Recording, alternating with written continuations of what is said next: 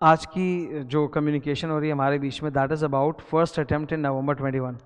तो में से बहुत सारे जो स्टूडेंट्स हैं उनका नवंबर 21 में फर्स्ट अटेम्प्ट होगा, चाहे वो फाउंडेशन हो या इंटर फाइनल हो, जो भी हो। फर्स्ट अटेम्प्ट वाले स्टूडेंट्स की नर्वसनेस लेवल दूसरे स्टूडेंट्स से थोड़ी ज़्यादा होती है, क्योंकि एकदम पहली बार जा रहा है, वो कंफ्यूज्ड है। आधे स्टूडेंट्स का तो यही डाउट रहता है हमेशा कि सर मेरा क्लासेस अभी तक कंप्लीट नहीं हुआ है, तो मैं पहले क्लासेस देखूं या मैं क्लासेस को धीरे धीरे देखूं, संग संग रिवीजन करता चलूं। तो मैं तुमको कुछ बातें, कुछ एडवाइस, कुछ गाइडेंस दे रहा हूं, अगर तुम्हारा फर्स्ट अटेम्प्ट नवंबर 21 में है तो ठीक है।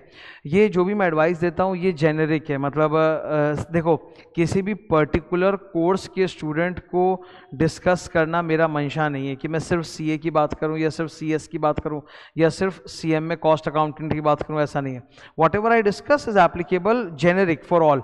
ऐसा तो है नहीं कि हार्ड वर्क का डेफिनेशन चेंज हो जाएगा। जैसे मुझसे कुछ स्टूडेंट्स ने बोला कि सर हमारा भी एग्जाम अक्टूबर में पड़ रहा है, सीएमए वाले का 21 अक्टूबर शायद डेट है, तो हमारे लिए बता दो। देखो मेरी बात को समझो, हार्ड वर्क का डेफिनेशन चेंज नहीं होता। आप कॉस्ट अकाउंटेंट बनो, चाहे चार्टर्ड अकाउंटेंट बनो, चाहे डॉक्टर बनो, चाहे इंजीनियर बनो, हार्ड वर्क वही रहता है। तो इफ आई एम सेइंग नवंबर 21, आप उसको अपने आप ही टेलर करके दिसंबर या अक्टूबर 21 सोच सकते हो, ठीक है। So coming to the fact again, अगर तुम्हारा फर्स्ट अटेम्प्ट है तो एक नर्वसनेस तो रहती है कि भाई कैसे प्लान बनाऊं, क्या करूं, कैसे जाऊं, नहीं जाऊं। तो मैं कुछ बातें तुमको बता रहा हूं। सबसे पहली बात सबसे पहले डिस्कस कर रहा हूं विदाउट एनी, सबसे जो पहला मुद्दा है वो मैं डिस्कस कर देता हूँ कि सर मेरी क्लासेस अभी भी चल रही हैं और अभी 1 महीने तक मेरी क्लासेस और भी चलेंगी, मुझे कुछ सब्जेक्ट के कुछ क्लासेस देखने बाकी हैं, तो मैं कैसे करूँ, क्या करूँ। मैं पहले रिवीजन कर लूँ जो इतना सारा क्लासेस मैंने देखा है वो, कि पहले मैं क्लासेस ख़त्म करूँ।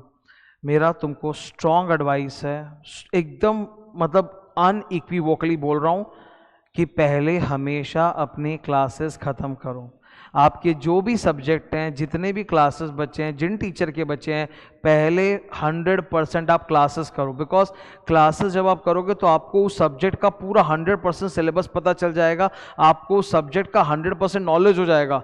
फिर आप एक बेहतर रिवीजन प्लान बना सकते हो, बिना इंटरप्शन के, बिना टेंशन के अच्छे से रिवाइज कर सकते हो। वरना जब तक क्लासेस खत्म नहीं करोगे, जब जब रिवीजन करने बैठोगे, दिमाग में वही चलता रहेगा, अरे राम ये क्लास बाकी है, अरे राम ये क्लास बाकी है, अरे राम ये क्लास बाकी है। तो वो जो टेंशन है या जो माइंड डिस्ट्रैक्ट हो रखा है ना, वो शांत नहीं होगा।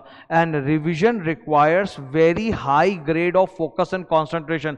जब अपने रिवाइज करते हैं तो अपने को कुछ भी नहीं दिखना चाहिए, कोई चिंता दिमाग में नहीं होनी चाहिए, सिर्फ 100% रिवीजन पे फोकस होता है। बिकॉज रिवीजन में आप बहुत ज्यादा डेटा, बहुत ज्यादा इंफॉर्मेशन, बहुत ज्यादा नॉलेज एक ही बार में अपने ब्रेन में ठूसते हो, और वो भी with an intention to reproduce, to rewrite in exam. Okay, तो revision requires zero distraction. That is why my always I will suggest you, पहले आप अपनी क्लासेस फिनिश करो। चाहे आप दिन में 3 क्लासेस देखो, चाहे 4 क्लासेस देखो, आपका जो भी सब्जेक्ट बचा है, पहले 100% आप अपना क्लासेस फिनिश करो। What are the advantages? Sir class finish हो जाता है ना, तो पूरा 100% सिलेबस का एक नॉलेज हो जाता है, पूरा जो टीचर बता देता है। द सेकेंड चीज, सिलेबस की नॉलेज तो हो गई, सेकेंड चीज आपका मटीरियल रेडी हो जाता है। Material means your copy notes are ready for the subject, your book notes, book में जो अपने लिखते हैं, मार्क करते हैं, बुक नोट्स आर रेडी। तो जो अल्टीमेट मटीरियल है, वो मटीरियल रेडी करना बहुत बड़ी बात होती है, आपका मटीरियल पूरा तैयार हो जाता है। तीसरा, जब एक बार क्लासेस खत्म हो जाती हैं तो माथा हो जाता है शांत, रिलैक्स, कि अब मेरे को 2 चीज पे दिमाग नहीं लगाना है, एक ही चीज पे दिमाग लगाना है। And you will find always in your life, in your entire life, मैं बोल रहा हूं, मैं खाली पढ़ाई का बात नहीं कर रहा, मैं पूरी लाइफ का बता रहा हूं, हाथ में अगर सिर्फ एक ही काम होता है ना तो वो बेस्ट होता है। लेकिन अगर हाथ में आप 2-3 काम करते हो ना एक ही टाइम पर, तो दिक्कत हो जाती है, तो बहुत दिक्कत होती है। मैंने भी इनफैक्ट पहले क्या किया था कि लॉडेड मिक्स करके एक साथ चला रहा था, तो बहुत दिक्कत हो रही थी मुझे। तो मैंने बोला नहीं यार, पहले finish law then finish audit, एक सीक्वेंस में जाएंगे। अब फिर जब मेरा पूरा लॉड्स खत्म होगा तब मैं टैक्स के बारे में सोचूंगा। ये नहीं कि मैं तीनों सब्जेक्ट एक साथ रन करूं, वो बहुत दिक्कत हो जाता है। जब एक ही चीज दिमाग में होता है ना, तो हमारा फोकस, हमारा कॉन्सेंट्रेशन एकदम 90% लेवल पे ऑपरेट करता है, तब आराम से हम काम को कर सकते हैं और अच्छे तरीके से कर सकते हैं। देखो हम लोग ना नॉलेज वर्कर हैं, मी यू, हम लोग का दिमाग का ही काम है सारा, तुम ये समझो, ठीक है। और it's not about the quantity और the number of hours that we are spending, it is more about how good और how effective a single hour we are making. एक सिंगल आवर को तुम कितना इफेक्टिव, कितना प्रोडक्टिव कर पा रहे हो, कितना डेटा अपने माइंड में रिटेन कर पा रहे हो, that is way more important. Okay खाली ऐसा नहीं होता कि मैं 14 घंटा सर अपने कमरे में बंद था या मैं 16 घंटा अपने कमरे बंद था। It's not about that, it's about कि आपने वो 16 घंटे में कितना अच्छी तरह से कितना कंटेंट किया है। तो माइंड का काम है, अगर क्लासेस तुम्हारी खत्म हो जाएंगी ना, तुम एकदम रिलैक्स हो जाओगे, फिर तुम एकदम जो रिवीजन प्लान बनाना है एकदम जी जान लगा के फोकस करके आराम से कर पाओगे विदाउट एनी डिस्ट्रैक्शन। तो पहला जो स्टूडेंट का डाउट होता है वो मैंने दूर किया कि भाई सर मेरा क्लासेस कुछ पेंडिंग है, पहले वो करेंगे संग संग पहले रिवीजन करें। पहले आप क्लासेस कीजिए हर सब्जेक्ट का, जो भी आप जिसका एग्जाम देना चाह रहे हो वो। सेकंड स्टूडेंट का एक डाउट आता है कि सर मेरा तो अभी 1 महीना क्लासेस और है और आपने बोला था 3 महीने का वो प्लान बनाना पड़ता है रिवीजन वगैरह के लिए, तो क्या करें? देखो 3 महीना है तो अच्छी बात है, 2 महीना है थोड़ा कम अच्छा है पर स्टिल वो अच्छा है। पहले 1-1 महीने में रिवाइज करके हम लोग जाते थे। मैं आपको बता रहा हूँ, मेरा एग्जाम मई में था तो टीचर लोग सिलेबस खत्म करते थे 31 मार्च, और ये पूरा ट्रेंड था इंट्रो चाहे फाइनल एकदम एंड मोमेंट तक 1 महीना पहले खत्म होता था क्लास और 1 महीने में रिवाइज करते थे। तो आप ये मत सोचो कि 3 महीना का 2 महीना हो जाएगा, कोई प्रॉब्लम नहीं है, कोई प्रॉब्लम नहीं है। फर्स्ट फिनिश और क्लासेस 1 महीना लगाओ खत्म करो, फिर 2 महीने में एक सॉलिड रिवीजन प्लान बना के भी रिवाइज कर सकते हैं, कोई दिक्कत नहीं है। There is 3 month plan also, there is 2 month plan also, ठीक है। तो ऐसा कुछ नहीं है कि पहले हमको रिवाइज अभी से करना चालू करना, पहले क्लास खत्म कर लो। नेक्स्ट एक और इशू आता है कि sir I am not even sure कि मैं नवंबर 21 में जाके एग्जाम दूंगा कि नहीं दूंगा। मतलब एक स्टूडेंट लोग को रहता है कि सर मैं इस टाइम में नहीं देना चाहती एग्जाम, अब मैं क्या करूं? देखो ये डिसीजन तुमको ही लेना पड़ेगा। हम लोग सिर्फ आपको गाइडेंस दे सकते हैं, एडवाइस दे सकते हैं, मैं या जो भी दूसरे टीचर्स हैं वो आपको एडवाइस दे सकते हैं, पर अल्टीमेटली जो भी आपका डिसीजन होगा उसके जो फ्रूट्स होंगे, कॉन्सिक्वेंसेज होंगे, वो आप ही को झेलने हैं। तो एडवाइस के तौर पे अगर तुम मेरा एडवाइस मांगना चाहते हो, मेरा सजेशन हमेशा रहता है प्लीज़ आप ऐसे टर्म को स्किप मत करो, आप टर्म को एकदम सीरियसली लो, उसमें जाके दो।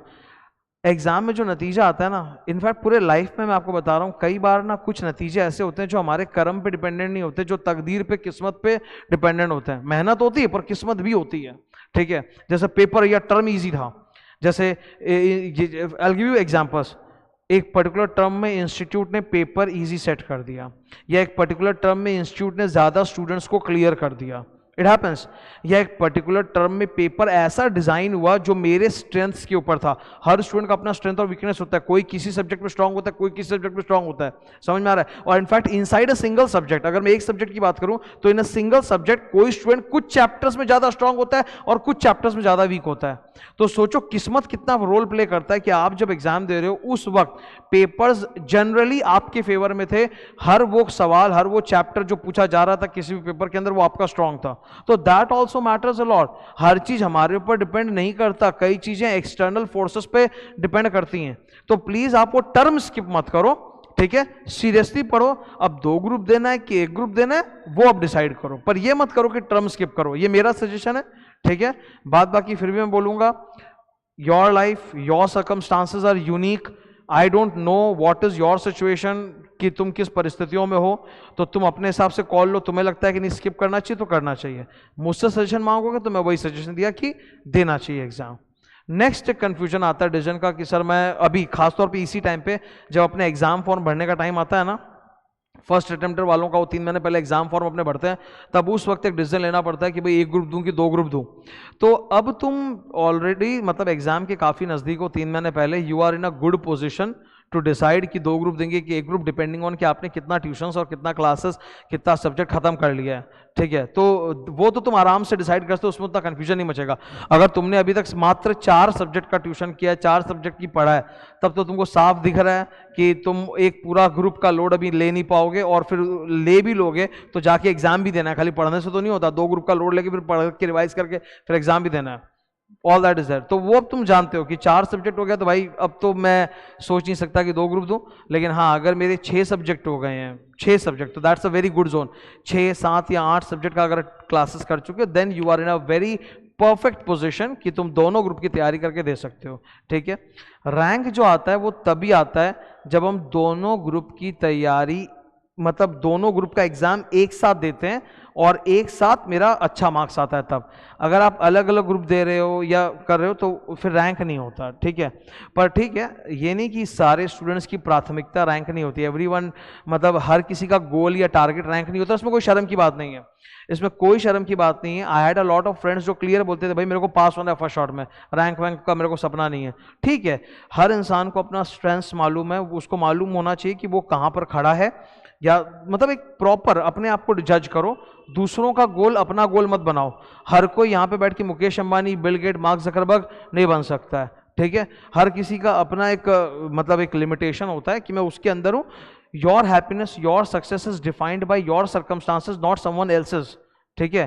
कोई और तुम्हारी उम्र में कहाँ पहुंच गया उससे तुमको क्या मतलब है, तुम अपने परिस्थितियों के हिसाब से अगर तुम उसमें अच्छा कर रहे हो, अपनी कैपेबिलिटी को फुल्ली अचीव कर पा रहे हो, you are getting into your 100% potential, that is success for you. You don't have to mimic someone else's success, ठीक है। तो आप अपना डिसाइड करो कि भाई मेरे को फर्स्ट आना है, कि ये मतलब रैंक लाना है, कि पास होना है, जो भी वो अपना गोल है। तो जो कुछ कन्फ्यूजन मैटर्स होते हैं जिन पे अभी मैंने चर्चा की, ये तुमको डेफिनेटली हेल्प करेगा। और मैं एक बात बताना चाहता हूँ, ये मैं सबको बोल रहा हूँ, ऑल स्टूडेंट्स, चाहे आपका फर्स्ट अटेम्प्ट हो, चाहे सेकेंड हो, चाहे थर्ड अटेम्प्ट हो, जनरली स्पीकिंग फर्स्ट अटेम्प्ट वाले जो स्टूडेंट्स होते हैं, अगर वो लोग बहुत सिंसियर और उन्होंने सारा क्लासेस किया, प्रॉपर पढ़ा है, they are in an advantageous position in exam hall.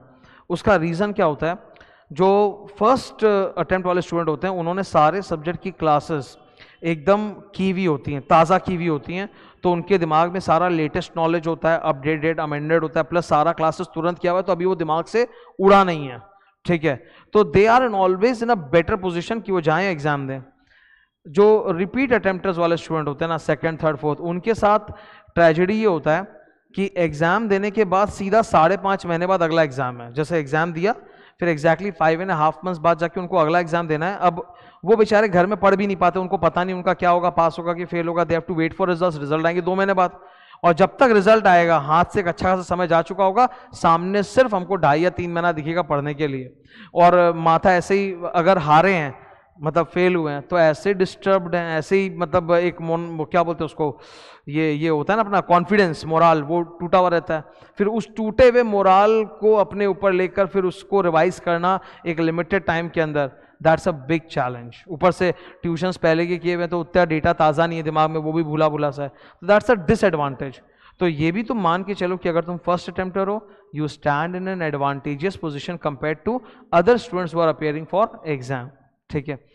देखो, मैं all and all I can tell you one thing, as a teacher हमारा काम, हम लोगों का, सबका, हम मेरा सबका, सारे टीचर काम सिर्फ आपको गाइडेंस देना, एडवाइस करना है, आपको रास्ता दिखा सकते हैं, फॉलो आप ही को करना पड़ेगा, उसका जो फल मिलेगा वो भी आप ही को मिलेगा, अच्छा फल हो या बुरा फल हो, परिणाम हो, वो तुम ही को मिलेगा, तुम्हारे फैमिली ही एंजॉय करेगी, ठीक है। आपके मेहनत का जो फ्रूट्स है, only you will enjoy, no one else is going to enjoy, you and your family, max to max, और कोई नहीं।